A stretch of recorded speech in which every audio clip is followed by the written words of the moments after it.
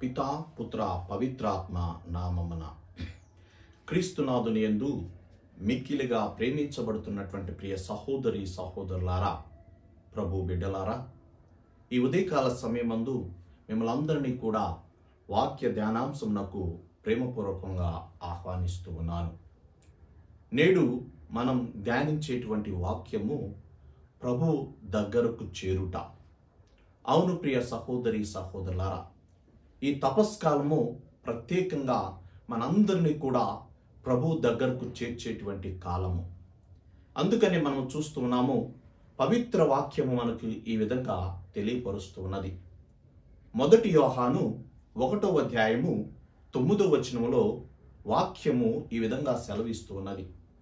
ఏ వ్యక్తి అయితే తన పాపములను తెలుసుకొని ప్రభు చెంతకు చేరి తన పాపములను శుద్ధీకరించుకుంటాడో అటువంటి వ్యక్తిని దేవుడు దీవిస్తాడు అంటున్నాడు. ప్రియ సహోదరి సహోదరులారా, ఈ భూమి మీద ఉన్నటువంటి ప్రతి ఒక్క మనిషి కూడా ఏదో ఒక రీతిలో పాపం చేస్తూనే ఉంటాడు. మనసా వాచ కర్మణ, మనం జీవించే జీవిత విధానంలో ఆలోచన ద్వారా కానీ, మాటల ద్వారా కానీ, మనం చేసేటువంటి క్రియల ద్వారా కానీ మనము అనుకోనేటువంటి రీతిలో ఏదో విధంగా పాపం చేసి ప్రభువుకు దూరంగా వెళ్ళిపోతాం.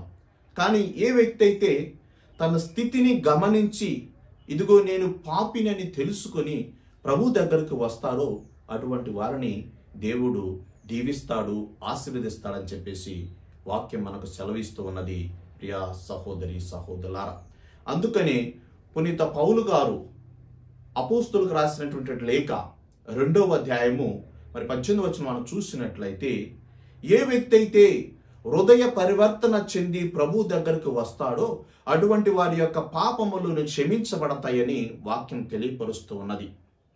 కానీ మనిషి తనకున్నటువంటి విధి విధానాలను బట్టి ఇదిగో ఎంత పాపము చేసినా నేను పాపాత్ముని కాదు అని చెప్పేసి ఒక్క అబద్ధాన్ని కప్పిపుచ్చుకోవటానికి 100 అబద్ధాలు ఆడుతూ తప్పించుకొని తిరుగుతూ ఉంటాడు.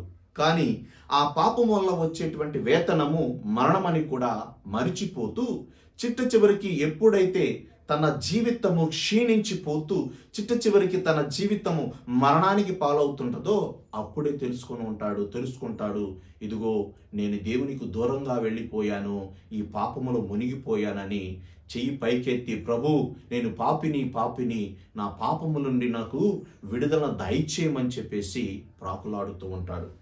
అవును ప్రియ సహోదరి సహోదరులారా, యెషయా గ్రంథము 1వ అధ్యాయము 18వ వచనంలో చూసినట్లయితే, ఇదిగో నీ పాపములను ఎర్రగా సింధూరము వలె ఉన్నా కానీ దానిని నువ్వు ఒప్పుకున్నప్పుడు దాన్ని నేను మంచు వలె మారుస్తానని ప్రభు వాగ్దానం చేస్తూ ఉన్నాడు. అవును ప్రియ సహోదరి సహోదరులారా, మనం జీవించేటువంటి సమాజము ఎప్పుడు కూడా మనల్ని పాపంలోనికి త్రోసివేయాలని ప్రయత్నిస్తూ ఉంటది. చీటుపోటు మాటలతో కావచ్చు, మనం బాగుంటే మంచిగా ఉంటే ఓర్చుకోలేని తత్వంతో కావచ్చు, అదేవిధంగా వినయ విధేయతలు కలిగి జీవించినప్పుడు అమ్మో ఇటువంటి భక్తులను మనం ఎక్కడ చూడలేదనేటువంటి తత్వంతో మనల్ని ముళ్ళుతో పొడిచినట్లు మాట్లాడేటువంటి స్వభావంతో మనలో ఉద్రేకంతో వచ్చేటువంటి కోపము ద్వారా మన విధమైనటువంటి పాపములకు బానిసైపోతూ ఉంటాం. కనుక ప్రియ సహోదరి సహోదరులారా, అందుకనే ప్రభు అంటూ ఉన్నాడు, ఏ వ్యక్తి అయితే తన పాపములను తెలుసుకొని హృదయ శుద్ధి కలిగి దేవుని దగ్గరకు వస్తాడో అటువంటి పాపములను క్షమించబడతాయని వాక్యం సెలవిస్తూ, పొట్టి జక్కరయ్య తాను ధనం కోసం ఆశపడుతూ ఆ ధనము కోసము ఎంతో మంది జీవితాలను నాశనం చేసి పాపము మూట కట్టుకున్నప్పటికీ కూడా చిట్ట చివరికి ఈ పాపం వల్ల వచ్చేటువంటి వేతనం మరణమని తెలుసుకొని, దేవా నేను చేసినటువంటి పాపములకు ప్రాయశ్చిత్తమును దయచేసి ఇదిగో నేను ఎవరి దగ్గర అయితే ఎక్కువ ధనాన్ని దోచుకుని ఉన్నాను దానికి మికుటముగా 2 రెట్లు వారికి తిరిగి ఇస్తానని చెప్పేసి క్షమాభిక్షను కోరి ఉన్నాడు.